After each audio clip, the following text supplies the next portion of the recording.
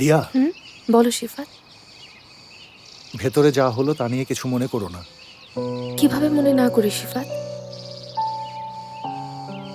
এই প্রাসাদটা এখন আমার কাছে অতল কূপের মতো মনে হচ্ছে।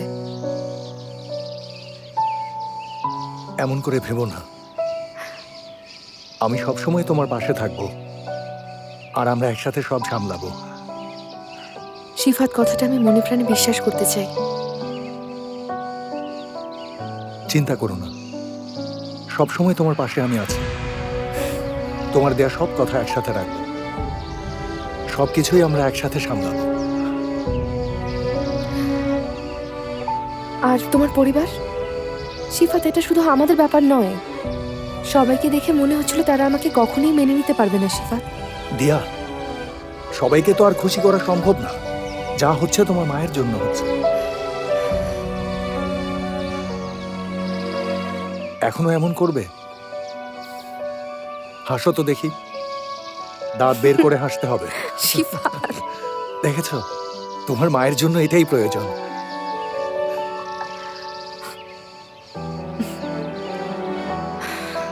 জানি না তোমাকে এই সব কিছুর জন্য কিভাবে ধন্যবাদ দেব।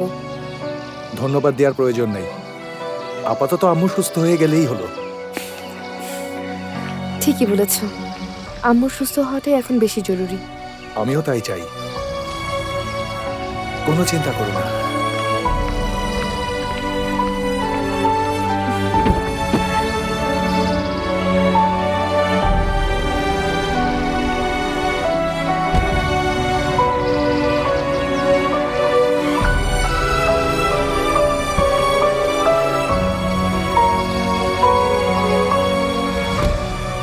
বিয়েটা যে করেই হোক আমাকে ভাঙতে হবে। এজন্য যা করার আমি করব।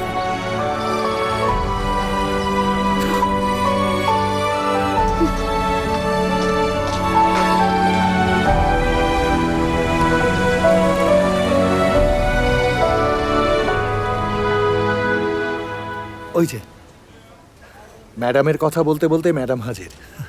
হ্যালো, কেমন আছো মিরাজ? ভালো। তুমি কেমন আছো আপা? দুঃখিত, এখন তো আবার আপা বলা যাবে না তোমাকে।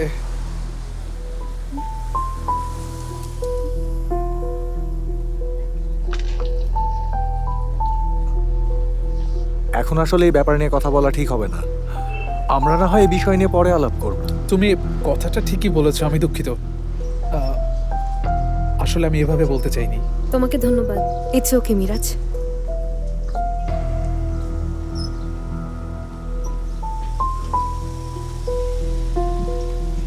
ঐশী, তোমার সাথে একটু আলাদা করে কথা বলতে চাচ্ছিলাম। অবশ্যই, কি বলবে বলো। চলো না ওই দিকটায় যেয়ে বসি। চলো।